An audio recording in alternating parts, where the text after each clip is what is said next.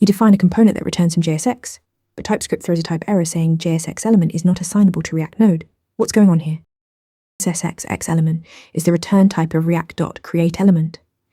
It represents a single React element, the actual object that describes what you want to render. When you write JSX like a div or a component, TypeScript types it as JSX.Element.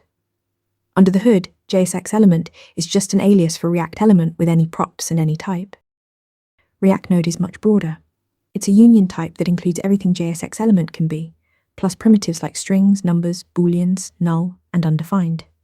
It also includes arrays and fragments of any of these types. Basically, ReactNode is anything React can render, including nothing at all. Think of it as the most permissive type for renderable content. The key difference is flexibility. JSX.Element is restrictive. It guarantees you have a single React element object. ReactNode is flexible. It accepts elements, but also accepts text, numbers, or even null when you want to render nothing. This makes ReactNode the go-to type when you're not sure exactly what form the content will take.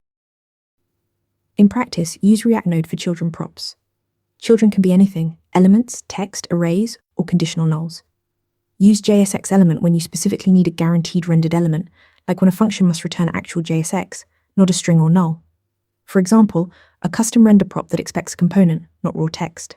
This distinction keeps your type safety tight where it matters. Remember, ReactNode is your flexible catch-all for any renderable content, while JSX.Element guarantees a single React element.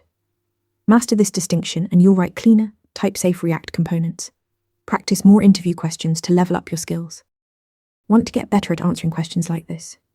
With Interview Mentor, you practice real interview questions out loud. You get personalized feedback and a grade on every answer, and you can track your improvement over time.